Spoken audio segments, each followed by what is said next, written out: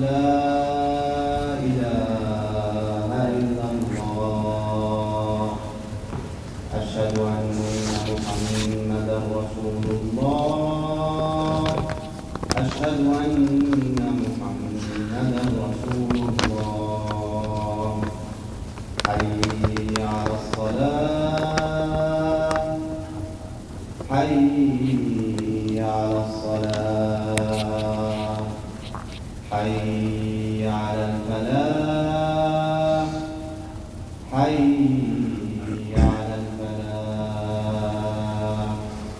الله أكبر الله أكبر لا إله إلا الله.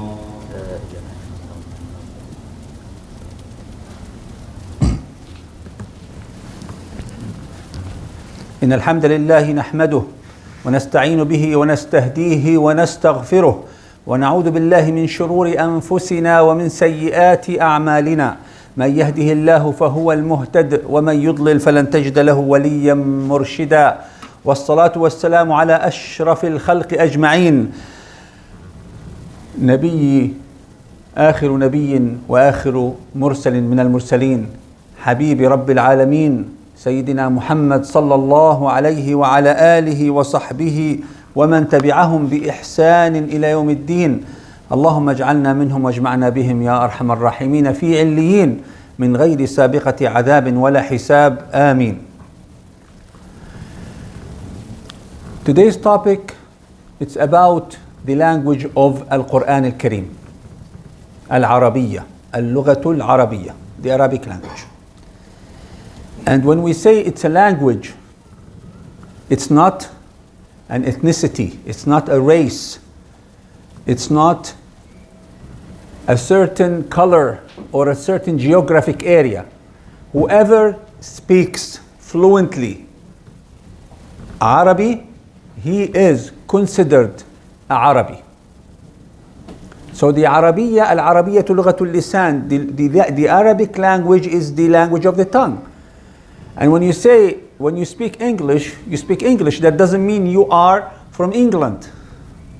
So anyone can learn Arabic. So why this topic and why it's important? Let's look at the Quran and we learn from the Quran. أعوذ بالله من الشيطان الرجيم إنا أنزلناه قرآنا عربيا لعلكم تعقلون. Surah Yusuf, Al-Ayah number 2. We, Allah Azza wa Jal, said we have descended the Quran in Arabic, Qur'anan Arabiyan, لعلكم تعقلون, so that you would ta'qil, you would think about it, you would understand it, you would believe in it, you will use your brain and use your aql, the intellectual, to connect the Quran and understand it and apply it. Subhanallah. لَعَلَّكُمْ تَعْقِلُونَ. The other ayah in Surah Taha, ayah 113, وَكَذَلِكَ أَنزَلْنَاهُ قُرْآنًا عَرَبِيًّا. وَكَذَلِكَ أَنزَلْنَاهُ. We have also descended it Arabic Quran in the Arabic language. In Surah Al-Shu'ara, ayah 195, بِلِسَانٍ عَرَبِيٍّ مُبِينٍ. So talking about the Quran, that Allah have descended the Quran in the tongue. When you say the tongue, بِلِسَانٍ means the language. عَرَبِيٍّ مُبِينٍ, Arabic language, مُبِينٍ, clear, to be communicated, to be used as a communication. And we stress about the point that when you say Arabic, it's the language that you use in communication, understand it and believing. Another surah which is Fussilat, ayah number 3, كتاب فصلت آياته قرآنا عربيا لقوم يعلمون.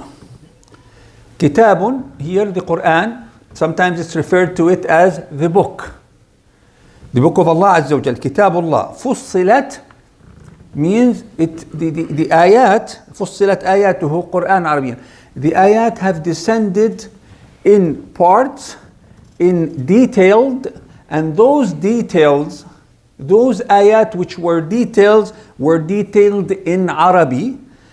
لقوم يعلمون, so people, for those who learn, for those who know, for those who seek the knowledge. So these are few ayat. I can continue going on until we understand how important to know that Allah chose for a wisdom that He knows this language. So the deen, the Arabic, will be the bowl, will be the carrier, will be the vehicle of deen, of Islam to the whole world. Sayyidina Umar ibn al-Khattab had an amazing saying about this, and we all know Al-Faruq, the second Khalifa of Islam, قال تعلموا العربية فإنها تزيد في المروءة وتعلموا العربية فإنها من الدين. He is talking to the Muslims, he's talking to you and me, he's talking to the Muslims till Yawm al-Qiyamah, the Khalifa, the Sahabi Umar ibn al-Khattab, and he says, learn Arabic, learn the language of Quran. فإنها تزيد في المروءة, it increases your muru'ah. There's no real English word that I can use for muru'ah, but I can try my best to tell you what muru'ah is. Muru'ah can include dignity, can include self-esteem, can include your reputation, can include the decency, how decent you are, how much you are careful with your the way you deal with others. You are so high level in your akhlaq, in your manners, that when you tell someone, this is a man of muru'ah, so you don't lie, you're not munafiq, you are truthful, you're trustworthy. And I can go forever, muru'ah. And this will tell you why Arabic is important to learn. One word, to translate it, you need sometimes pages or even books. So Arabic will make your muru'ah higher, according to whom? Umar ibn al-Khattab. What else? وَتَعَلَّمُوا الْعَرَبِيَّةَ فَإِنَّهَا مِنَ الدِّينِ. Learn Arabic, it is from deen. This is the core of our khutbah today. Is it a choice? Is it a luxury? I can learn it, or I don't want to learn it. It's okay.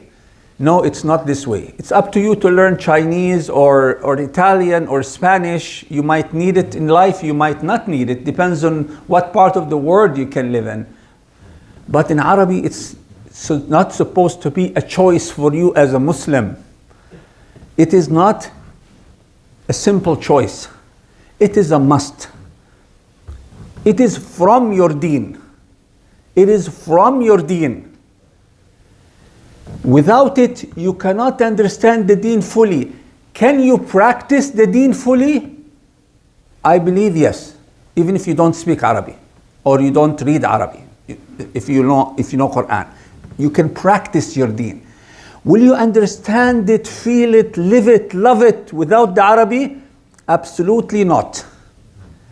And that's why all scholars, all ulama from Pakistan, from India, from Afghanistan, from the West, from South America, the first thing they do to become a alim, they travel to one of the Arabic speaking countries and they live there for a few years and they practice the Arabic. And they come back, subhanallah, they speak better Arabic than many Arabs. They know the poetry, they know the history, they know the fiqh, they know the grammar. And that makes them real scholars. Some issues that we face even here, some debates I have witnessed myself even between scholars. They say this fiqh, that fiqh, this opinion, that opinion. And subhanallah, where they find the solution? In the grammar. And then one of them will bring, okay. This is this dalil, this evidence from the Quran or from the Sunnah. Let's apply the Arabic language. Let's test the dalil with grammar. And subhanallah, one of the opinions becomes stronger just with that dalil. Provided, of course, it's something that they can debate about. It's not the clear-cut halal and haram. So it is important. Shu'ba, one of the ulama, tabi'een, said, تعلموا العربية فإنها تزيد في العقل. Subhanallah. This is maybe, I mean, it's my first time to hear it, but he's a alim, he's a muhaddith. Shu'ba said, learn Arabic, إنها تزيد في العقل. It grows your brain, it grows your intellectual, the Arabic. And I only feel this when I receive through WhatsApp, through Facebook, some sentences in Arabic language that has a lot of wisdom in. The first feeling, wallahi, I have two feelings. I talk about my personal experience. Two feelings mixed at the same time. The first feeling is, subhanallah, couple of words it can redirect my thinking. It can correct my life. It reminds me with so many things that I forgot to practice. A couple of words, such a powerful reminder, because I understand those words in Arabic. The second feeling is, I feel so sorry that my children, my own children, cannot feel this feeling, cannot have this understanding for those simple words, simple Arabic words, a hikmah, a wisdom, a hadith, a dua, a description, a tafsir, a fiqh, a alim qawl, a history. The way it is described in the language is so powerful, so meaningful, so attached to the heart. There is a secret, wallahi, in this language. This language is really powerful, and I really wanted to talk about it here today. It's a topic everybody knows, but let's tackle it. Let's wake this thing inside our hearts. And the Quran, in the ayat, Surah Ar-Rahman, قال تعالى الرحمن علم القرآن خلق الإنسان علمه البيان. علمه البيان. Before saying الشمس والقمر والنجم والسودان all these ni'am, all these beautiful proofs and ayat that Allah exists, all these powers of Allah Azza wa Jal, he started after the Quran and خلق الإنسان with al-bayan. Al-bayan means the clarity of communication, the words, the Arabic, basically. The bayan. All the Anbiya, all the Rusul, without this bayan, without the language, they cannot communicate the deen. They cannot communicate the risala, the message. So the conclusion of this part, al-Arabiyyatu al-Fusha, and here this message for the Arab, for those who were born in Arabic countries. العربية الفصحى سبيلنا لتعلم الدين. The Fusha Arabi, the language of the Quran, is our way, is our main way to learn our deen fully, which will help us learn Quran and Sunnah, which help us learn tarikh, shi'r, nathar, the history, the poetry. There is so much power in poetry. And nathar, the essays, the stories. Subhanallah, ilm of the language opens the door to many sectors of ilm that are not available for those who are weak in language or don't know the language. العامية تفرقنا والفصحى تجمعنا. 26 countries used to speak one language, beside Muslims who lives in non-Islamic or non-Arab countries.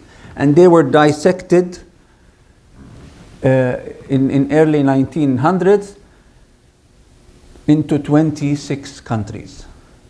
And each country was given a flag, given a border to fight for, and they considered the next to the border who was my brother yesterday, today he became my enemy. And if that brother of mine crosses the border without permission, I'm allowed to shoot him. And whoever dies in this battle, he is a shaheed of the country, of the land. This, how did they win this battle? By empowering the local accents of the language and putting the fusha behind our backs, only in the books, and putting, subhanallah, the politics in front. Before that, Islam and the language united this huge, mashallah, almost 500 million people at that time speaks that language. And beside the Muslim brothers and sisters in India and in Pakistan, in Afghanistan, in Bangladesh, in Kafkaz, in Turkmenistan, in wherever they are, they live under the Islamic management, Islamic countries, in this Islamic system. They used to learn Arabic. They used to learn Arabic. One of the ways that the enemies of Arab and Arabic language and the Islam, even in some countries, they took the Arabic away from the adhan, away from the dhikr, away from our Islamic events.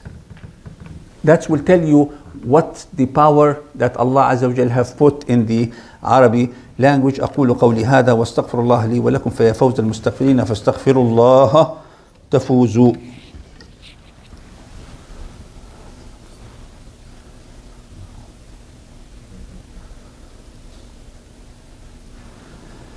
بسم الله الرحمن الرحيم والصلاة والسلام على أشرف المرسلين سيدنا محمد وعلى آله وصحبه ومن تبعهم بإحسان إلى يوم الدين. اللهم علمنا ما ينفعنا وانفعنا بما علمتنا وزدنا علما. آمين. I was born, for example, in a non-Arabic speaking society. I was born a Muslim, or I embraced Islam at a later stage of my life. So Allah Azza wa Jal, will He hold me responsible for not talking Arabic or learning? Of course not. But since Allah Azza wa Jal made it easy for you to learn the language of Quran, to learn the language of Islam, to make the deen easy on you, it is my responsibility to seek that knowledge. And wallahi, for those, I say wallahi, for those who tried it, Allah made it so easy for them.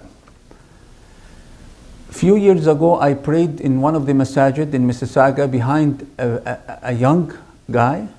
He's not from the Arabic language, he's not from the Arab countries, but he is one of the best hafiz I've ever seen in my life. And mashallah, he reminded me with Abdul Basit, Sheikh Abdul Basit, he reminded me of Sheikh Al-Husari. His voice, so beautiful. It was in Ramadan. And then I came to him, he's early 20s, mashallah. I hugged him and I told him I'm proud of him. And then before I left, I asked him, mashallah, I'm sure you speak Arabic also, you understand what you're reading. And he said, no. I was, what? I was shocked. That time only I understood that there's so many hafiz of Quran, they do not understand Al-Quran. Now they do understand few verses. They do from repetition, from lessons, from Islamic school, here and there. They know La ilaha illallah Muhammad Rasulullah, what does it mean? All of us know it. But to know the language, to know the story, to enjoy it the way those who speaks, and I'm telling you, not all Arab speaks Arabic very well. Those who speaks Arabic, they don't have that enjoyment. And here it came to my mind, subhanallah. So we really have to tell those who love Al-Quran and wants to memorize it, they put so much effort, years.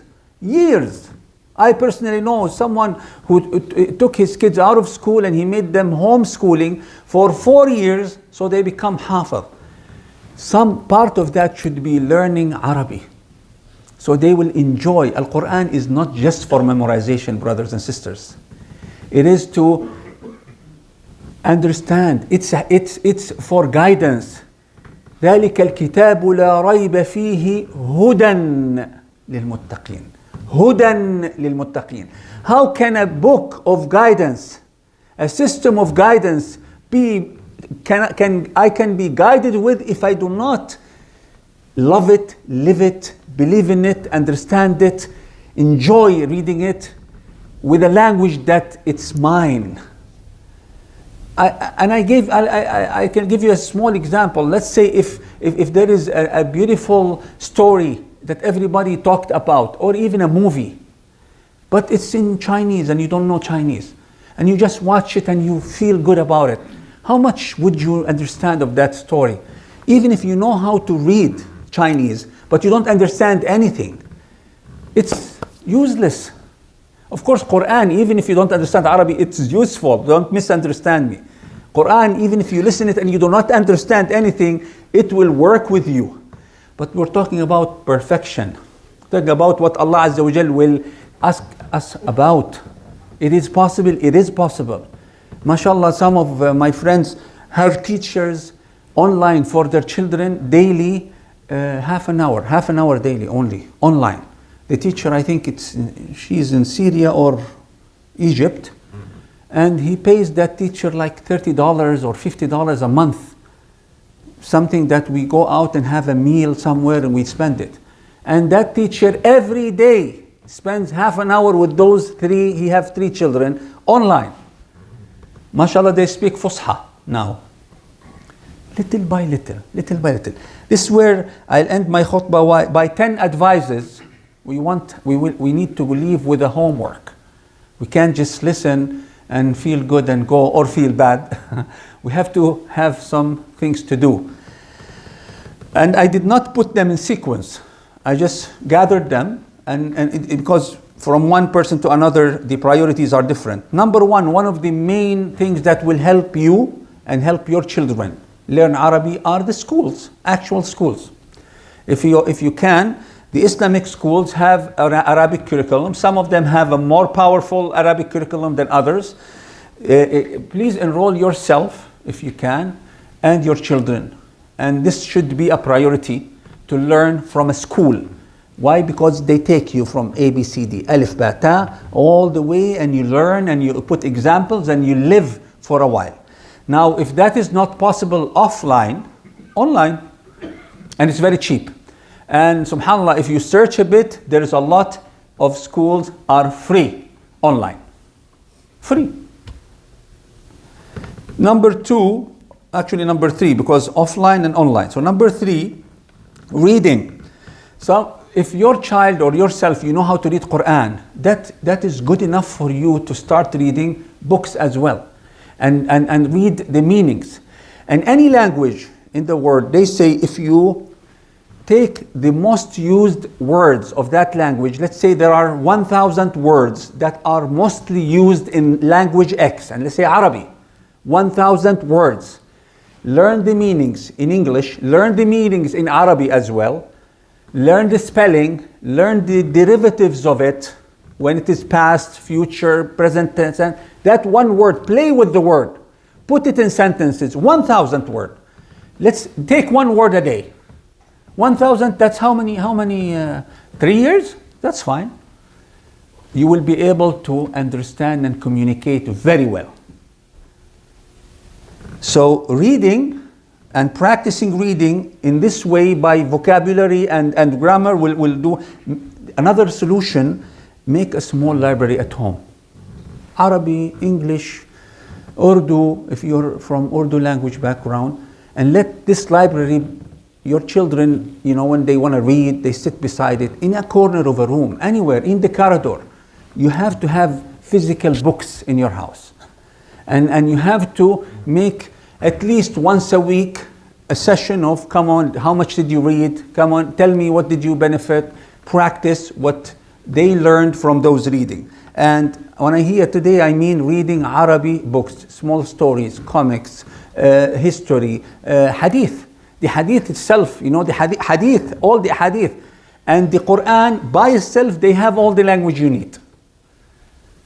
As non-Arabs, you want to learn Arabic, to learn your deen, the Quran and hadith. If you learn Quran alone in terms of language, you cannot always read the hadith. There's a lot of words in the hadith, they are not in the Quran.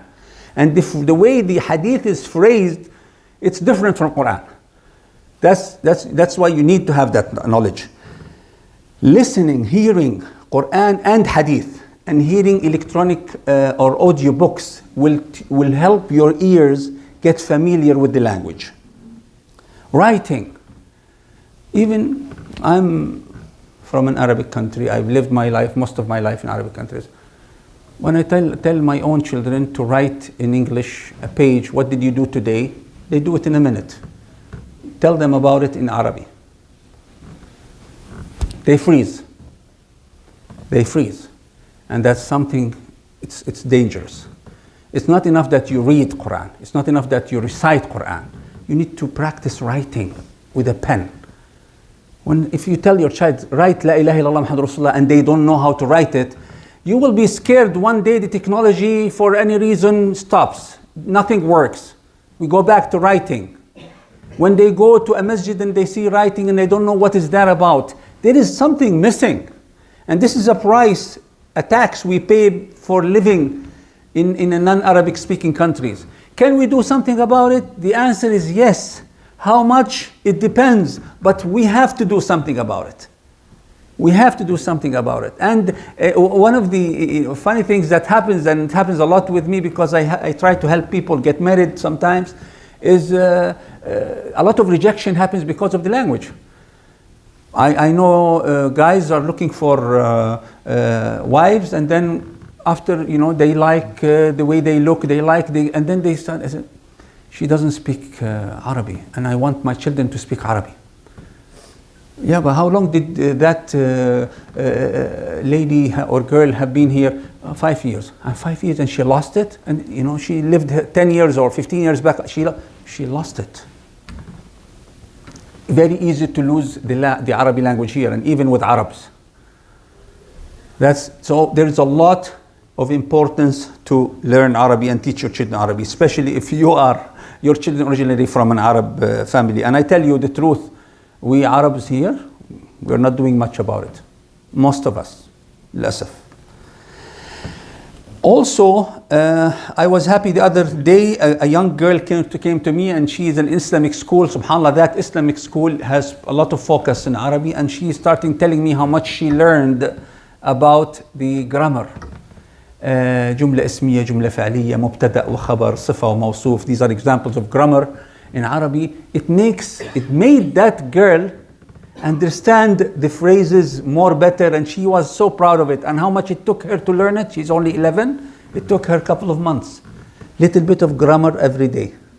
Here we have, mashallah, Sheikh Yasser Aboutaha, he holds sometimes grammar classes and Arabic for non-Arabic speaking. And a lot of masajid, the resources are there. Very important to learn the grammar.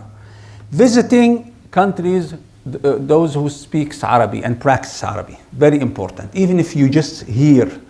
We have, mashallah, here in the masjid, Saturday morning, an Arabic only session, 2 hours.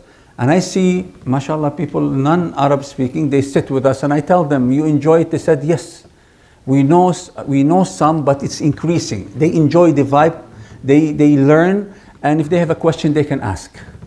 That is good enough for those who don't travel a lot. For those who can travel, go stay a couple of weeks in Saudi, in Egypt, in Iraq, in Kuwait, wherever you can, wherever you have business or tourism or a family, and take your children with you. Let them live the language and try to push them to practice it. One good exercise a friend of mine taught me about, it is practicing Arabic Fusha once a day in a week. And of course, the first few weeks, nobody will talk in the house. So tell them today, no one talks to each other except with Arabic Fusha, Al-Arabiyyatul Fusha. No slang, no mixing, the Arabic-English new language. No accent, Arabic Fusha. They will, first few times, no one talks, but kids love to talk. They have to ask their mom or dad for things. This is one small example, and it does work if you really put it. Of course, a dua, another very important. Make dua that Allah will, if Allah want to teach you, wallahi, subhanallah, miracles can happen. Miracles can happen. Last, حضور مجالس العلم, as mentioned a while ago, that attend sessions, attend khutbah. That here we have Arabic khutbah once a week, once of a Jum'ah. In summer we had twice. So I think the khutbah after this, which is 1 o'clock, it's in Arabic. It's a good, if you can come 1 o'clock and listen to khutbah in Arabic. I know you might not learn a lot from the beginning, but do 2 khutbah, 1 Arabic, 1 English. The first one for Jum'ah, the second one is for you to also enjoy the lessons learned by Arabic. the bottom line, I'll end with the same ayah that I've started with saying بعد أعوذ بالله من الشيطان الرجيم إنا أنزلناه قرآنا عربيا لعلكم تعقلون. اللهم علمنا بما ينفعنا وانفعنا بما علمتنا وزدنا علما. اللهم آتنا في الدنيا حسنة وفي الآخرة حسنة وقنا عذاب النار. اللهم اجعلنا ممن يستمعون القول فيتبعون أحسنه. اللهم اغفر لنا فيما قدمنا وما أخرنا وما أنت أعلم به منا. اللهم احفظ علينا ديننا. اللهم علمنا القرآن. اللهم علمنا لغة القرآن. اللهم علمنا سنة الحبيب المصطفى العدنان محمد بن عبد الله صلى الله عليه وعلى آله وصحبه ومن اتبعهم بإحسان. اللهم آتنا الخير حيث شئت وعلمت. اللهم آت نفسي تقواها وزكها أنت خير من زكاها أنت وليها ومولاها. اللهم احفظ أبناءنا واحفظ زوجاتنا واحفظ بناتنا واحفظ بيوتنا واحفظ أموالنا واحفظ صحتنا واحفظ أولياء أمورنا. احفظ أمهاتنا وآبائنا حيث كانوا يا أرحم الراحمين. اللهم ارحم من مات منهم. اللهم احفظ من بقي منهم على قيد الحياة. اللهم اجعلنا بآبائنا وأمهاتنا بارين واجعلهم عنا راضين يا أرحم الراحمين. اللهم احشرنا مع الحبيب المصطفى صلى الله عليه وسلم في الفردوس الأعلى من غير سابقة عذاب ولا حساب. اللهم اجعلنا له جيرانا. اللهم شفعه فينا. اللهم شفعه فينا. اللهم شفعه فينا. اللهم اجعل هذا البلد آمنا مستقرا يا أرحم الراحمين وسائر بلاد المسلمين. اللهم احفظنا من فوق الأرض وتحت الأرض ويوم العرض عليك. آمين آمين آمين. إن الله وملائكته يصلون على النبي يا أيها الذين آمنوا صلوا عليه وسلموا تسليما. وأنت يا أخي أقم الصلاة.